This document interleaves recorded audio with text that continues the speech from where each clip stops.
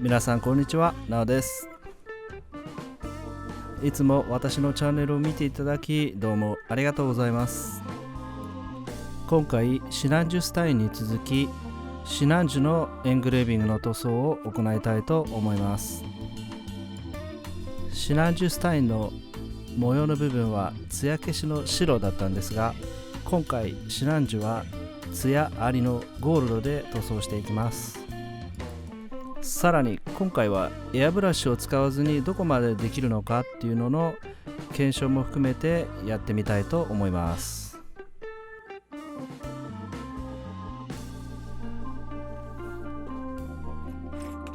この HGUC シナンジュスタインに比べて結構エングレービングの箇所が多いですね。このシールを見てしまうとちょっとね、やれるのかっていう気になってしまうんですが、頑張ってやっていきたいと思います。まずはゲート処理ですね。このパーツはサイドの部分に出るのでしっかりと処理しておきます。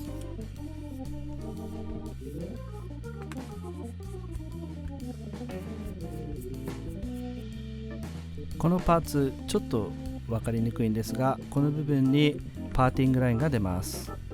これもしっかりと削って処理しておきます。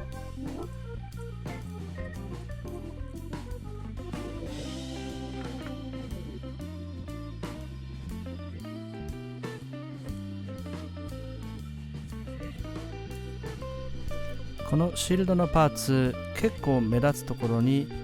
ひげが出てしまうので、ここもしっかりと処理しておきます。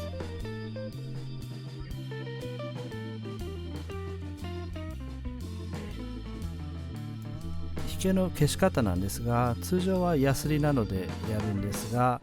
今回はこう曲面になってるんでね、ナイフなどで削り落として、その後にスポンジヤスリできれいに仕上げます。一通りひげ処理などが終わった後は中性洗剤できれいに削りカスを落とします。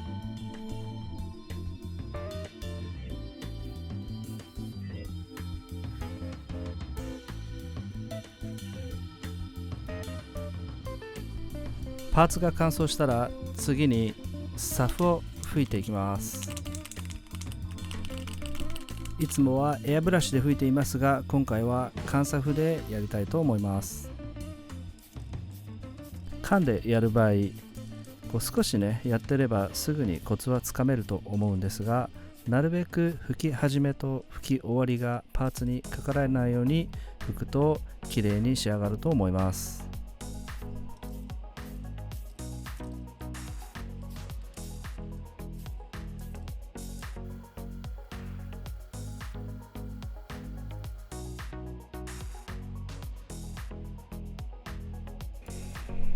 縦のパーツ、ひげ処理したところもしっかりと傷が消えてますね。次に下地色として光沢の黒を塗装します。この黒もさっきのサフと同じ要領で拭いていきます。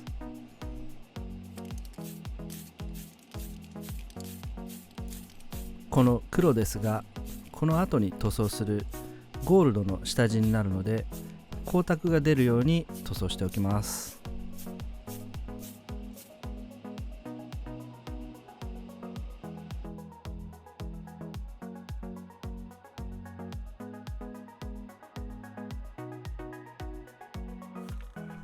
はい、この後の塗装なんですが、買ってみたの動画でも紹介したこのイージーペインターと同じ商品ですね。これを使って塗装していきたいと思います。イージーペインターはセットでしか販売されてないんですが、このエアタッチキャップの部分だけ購入することもできるので、何個か揃えておくといちいちね洗浄したりする手間が省けていいんじゃないかなと思います。エアーの缶はエアダスターが使えますが、ちょっと圧力が強いので小さいエア缶と使い分けるのがいいかもしれません。今回ガイアノーツのスターブライトゴールドを使用しますが、もしカラースプレーで好みの色があればそちらを使用しても大丈夫です。このエアタッチやイージーペインターを使えば、缶では発売されてない色や自分で調色した色を使えるのがいいですね。塗装する際には結構派手にね、缶を振ったりすると思うので、塗料の瓶が外れてね、大惨事なんてことにならないように一応テープで留めておきます。今回このエアタッチという商品初めて使用したんですが、塗料の出方とかね全然わからないので、まずは失敗してもいいパーツを準備して塗料の乗り具合などをチェックした後に本塗装に入りました。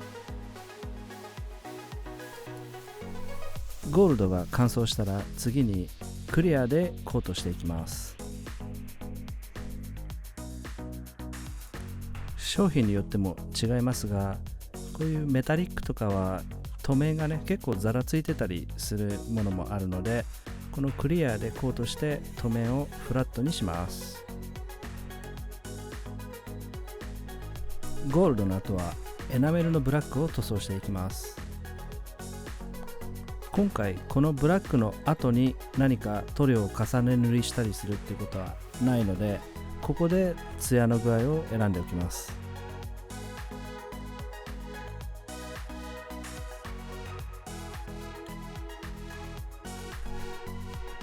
エナメル塗料はラッカーに比べて色をのせるのがね少し難しいと思うので、1回で塗装を完了させようとせずに、1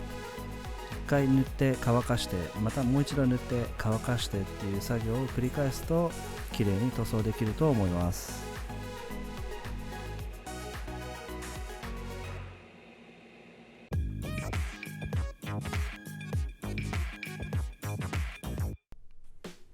はい、エナメルブラックが乾燥したら次に拭き取りを行っていきます。今回いつも使っているジッポーオイルの他に100円ショップで購入した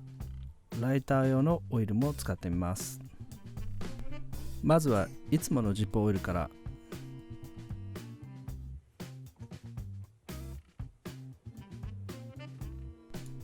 このパーツの拭き取りは比較的簡単な方だと思うので、落ち着いて作業すれば綺麗に仕上げることができると思います。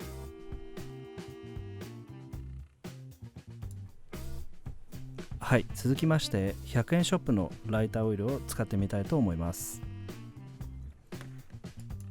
まずこのオイルで最初に気になったのが匂いですね。ガソリンと同じような匂いがします。原料がナフサなので、まあそりゃそうだよね。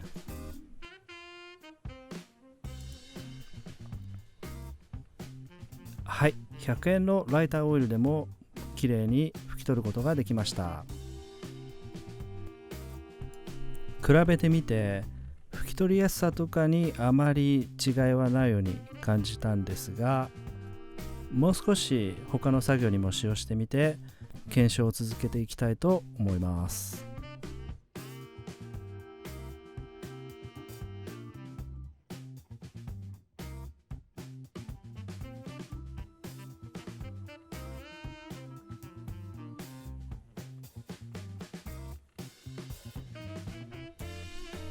パーツによって拭き取る難易度が変わってきます。このパーツは少しだけ難しいかもしれません。マニュアルを見て拭き取る位置を確認しながら進めていきます。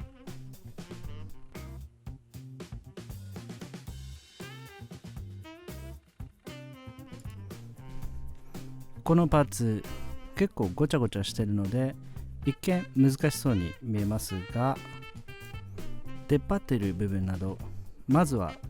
簡単なところから拭いていきます。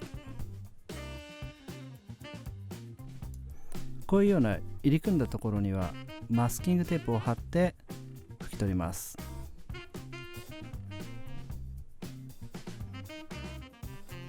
こう筋彫りを彫るような感じでテープをガイドにして拭き取ると綺麗に拭き取れると思います。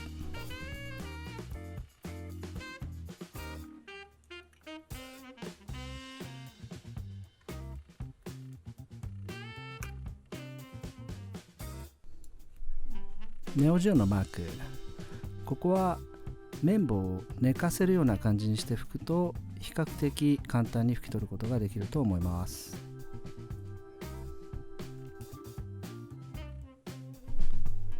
続いてシールドをやっていきたいと思います。多分このパーツが一番難易度が高いんじゃないかなと思いますが、まずは今までのような感じでマスキングテープをガイドにして拭いていきます。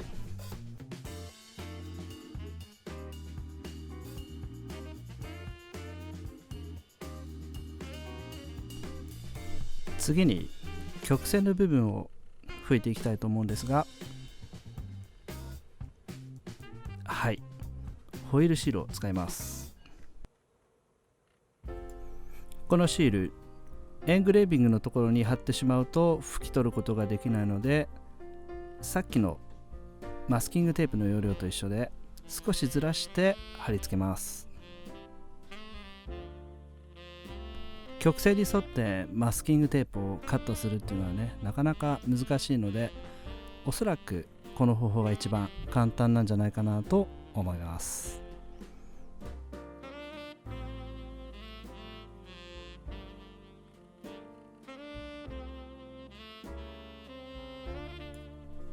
曲線が続きますが、シールを貼って綿棒で軽く押さえていきます。あとは綿棒の細い方でシールに沿って拭いていくだけです。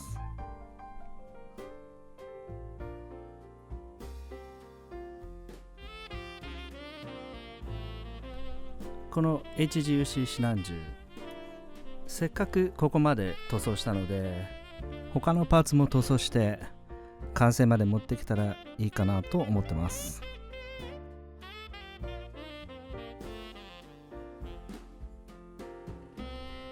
はい、というわけでシールドの塗装も無事完了しました。缶スプレーやエアタッチを使った塗装の場合、エアの圧力や塗料の量がね、調整できないので、エアブラシよりはちょっと難しいかもしれませんが、少しの投資でここまで塗装できるので、エアブラシがない方もぜひチャレンジしてみてはいかがかなと思います。